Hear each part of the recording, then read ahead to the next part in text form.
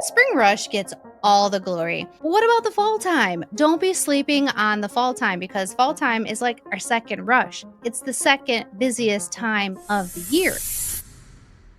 What's up, Scoop Podcast? I'm your host, Erica Regrouping, and in today's episode, we're going to talk about fall time because fall time is upon us. I'm pretty sure we've already entered fall. We're in the fourth quarter. And you know what? Spring rush gets all the glory. Spring rush gets all the praise. But what about the fall time? Don't be sleeping on the fall time because fall time is like our second rush. It's the second busiest time of the year. And I really think this is a timely episode. So if you are interested in hearing all about that, stay tuned. But before we hop into the episode, I wanted to ask you if you could please leave me an Apple review. I received one back in September. It was like September 2nd, and it was so good. It was so good. And I keep going back to look to see if anybody else left me another review because I want to read it on the podcast and nobody's left me one. And I know you're listening. So this is my polite ask. Find it in your heart and you have something kind to say. Could you please leave a review so I can give you a shout out on the podcast? Secondly, as I was taking a coffee break,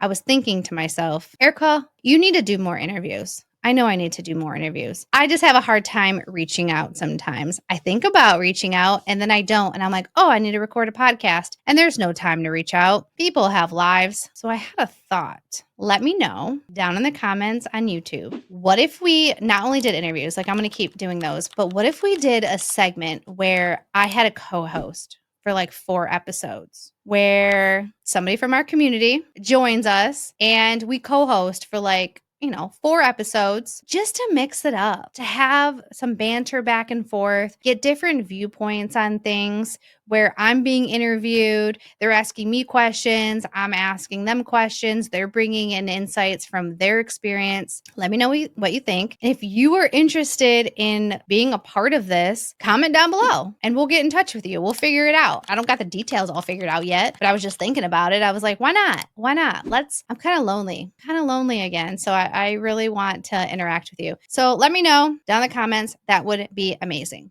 But let's get into this. Let's talk about fall. The 5 reasons fall is the second rush for pooper scoopers. But the truth is, we really focus on springtime, especially here in the Midwest, because we get a lot of snow. When the snow melts, all heck breaks loose, and it's the craziest 6 weeks I've ever experienced in my entire life. It's messy, it's muddy, it's mucky. We're coming out of winter, so funds are a little bit low.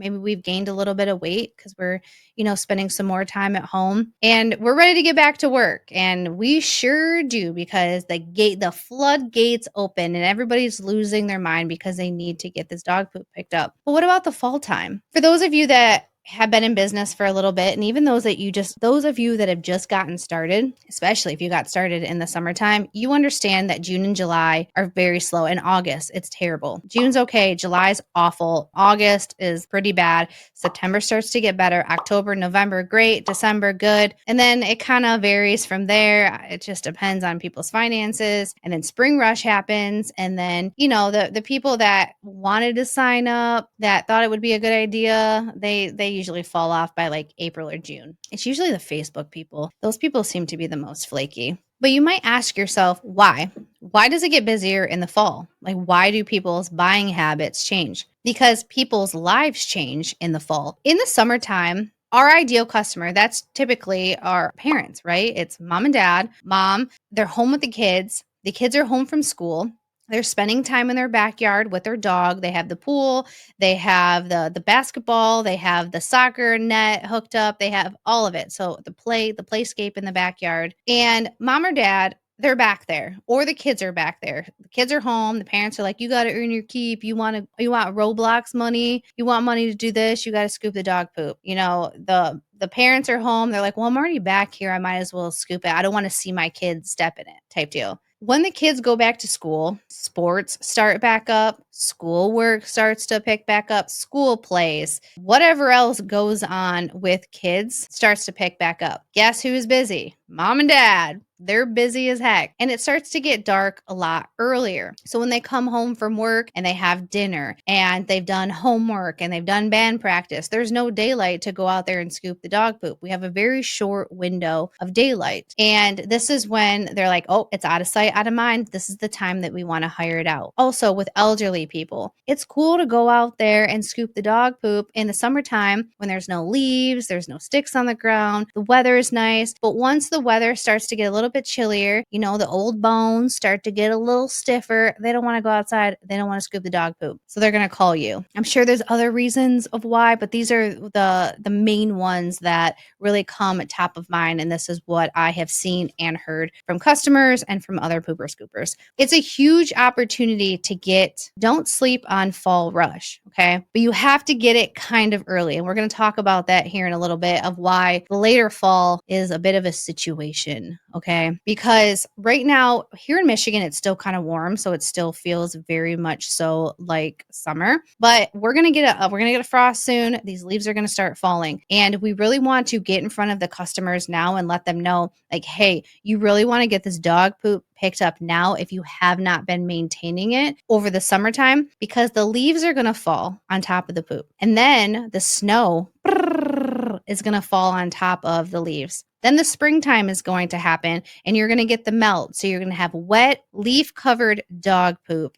And it is very expensive. It is very smelly and it's very time consuming. So we want to get in front of these customers to get in there and get the dog poop scooped up. But you want to do it before the leaves start to fall, because here's what happens is those leaves start to fall and they start covering up the dog poop. And then you have to do a leaf cleanup. And then you're battling with the landscapers because the landscapers are like, I'm not cleaning that up. There's dog poop all in it. And you're like, I don't do a leaf cleanup. So this is where you got to have questions, like pre-qualifying questions. Starting at the end of this month and definitely at the beginning of next month, before the snow starts to fall, I'm going to be having conversations with the customers. Like, not only am I going to be asking them, how long has it been since the last cleaning? How many dogs you have? What size of yard do you have? I need to know if there's a ton of leaves in their backyard and if they have done a leaf cleanup, because that's going to guide my next set of questions with them and my next set of statements. So if they say, no, we haven't had the opportunity to do a leaf cleanup yet, we need to get the dog poop picked up before the landscapers will pick it up. I say, I totally understand that. Here's where the issue lies, is we can only see what we can scoop. We can go back there and we can scoop the dog poop, but we're not going to be able to do a leaf cleanup. So it's going to be a little bit difficult to be able to get everything. Do you understand it, or are you okay with that? And some people will be like, no, I need everything picked up. You can't do it unless you were offering leaf cleanup and you have a leaf blower or a leaf sucker, then you're in a whole different ball game and things are a lot different for you. But for me, I'm just going to tell the customer, like, I'm not going to be able to hit your expectations, so I'm not a good fit for you.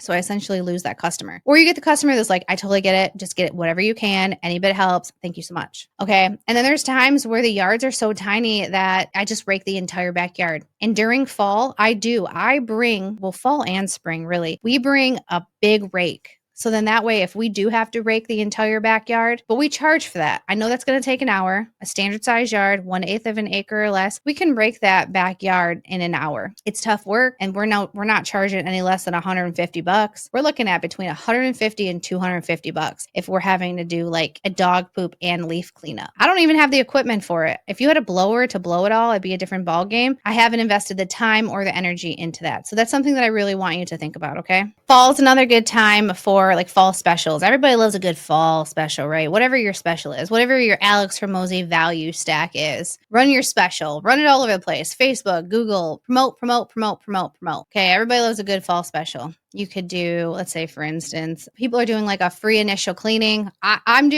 not giving away anything for free. Okay. Be super transparent. Nothing is free. It sounds like it's free. It would be something along the lines of like free cleaning when you sign up for recurring service, which I do that. I have no problem doing that, but they're paying for that initial cleaning, that large cleaning. There's no way I'm giving those away for free. It's not happening. I'm not giving those away for free. So if somebody pays, if they sign up for recurring service, I could give them 50% off on their initial cleaning when they pay for the remainder of the month. So their bill ends up being, let's say for instance, I was going to charge them $100 for their initial cleaning. I give it to them for 50. They have 2 weeks worth of scooping left in the month. So that would be $50. So their first bill is going to be $150. I take a $30 deposit. I do that first cleaning. I charge the rest of the card after that first cleaning. And then the following month, they get bills their regular rate, whatever that's going to be, at $100 a month, 110, 120, whatever they're priced at. Insert your special, whatever your special is going to be. People love a good fall special. Complaints. So the next point I want to talk about are complaints. When fall time happens, the leaves cover up the dog poop. They really do. They cover up the dog poop and they camouflage the dog poop. This is the time when we're stepping in the most amount of piles. We're getting dog poop on our shoes. It's super frustrating. And this is when people are going to complain the most, it really seems like. They're complaining because you came and scooped the yard and there was leaves and then the wind blew and then the poop exposed itself. And then they're like, you didn't scoop the dog poop. You did a really bad job. And you're like, well, no, I can only scoop what we can see. So just be prepared to have difficult conversations with people and just let them know and set the expectations. Like, we can only scoop what we can see. You have a lot of leaves back there. When you do a leaf cleanup, I'll be able to do a better job. You win some, you lose some. Some people cancel, some people don't. What can you do? What else can we talk about when it comes to fall? It's just a good time to get more customers. It's really difficult in the summertime, and you would think like, oh, summertime is like the best time because it's warm. It's really not. Summertime is the worst time to pick up customers. Your fall and your spring. Your spring is the best. Your fall is the second best. This helps set you up for success and continuing that through the winter. So you definitely want to spend time on Facebook, posting in buy-sell trade groups. This would be a good time to network with other landscapers because landscapers are just going to be absolutely slammed with leaf cleanups right now. So if you can get a good relationship with a couple of them, remember, you got to have the conversation of like, hey, if this yard is just full of leaves and full of dog poop, there's going to be an issue. But it could be one of those things too, where the landscaper is like, listen, I just need for you to get as much as you can and I'll take care of the rest. So definitely reach out to some landscapers. I have a handful of them that I work with and they kick me out jobs. I also have tree service guys that I work with that kick me out some jobs, which is really nice to have those connections. And it's a good time. It's a really good time to get some more revenue, especially going into the winter months. So I appreciate you hanging out with me. I've had some really good experiences and I've had some really bad experiences, but just remember to stick up for yourself. I remember I walked into a backyard and the guy laughed at me and he was like, you're going to need a bigger rake than that. And I was like, wait, what? And I get in the backyard and there was just leaves everywhere. And I left. I said, you got to call a landscaper to do a leaf cleanup. He's like, well, they're not going to come because of the leaves. I'm not doing a leaf cleanup, especially because I was only charging like $50 at that time. I mean, if you want to pay me $250, $300, sure, I'll do a leaf cleanup, whatever. I'll rake this whole darn backyard. Another helpful thing is you could have a big rake. You could have a leaf blower. Some people have mulchers. It just depends on how you want to handle the leaves. I don't. And that's okay. I still have a good business. So just know that you can go the extra mile. You can have the leaf blower. You can have all the things and do the extra. And you can not and still have a pretty decent little business. So I appreciate you. Thank you so much. I'm going to wrap this one up. This one's so short. I'm really, really sorry, but I'm actually starting to get super tired. So I'm going to wrap this one up. Thank you so much for hanging out with me. And if you have questions, leave those down in the comments and I can make another video. But I will say this video didn't really perform that good last year when I made it. So I only make like one a season. Maybe it would perform better if I actually went out into the leaves, but I would have to wait until the leaves actually fell. So I'd have to record that this year for next year. I don't know. We'll talk about that later. We'll talk soon. And definitely check out all the show sponsors down in the comments. Check all those guys out. Help support the channel. Bye.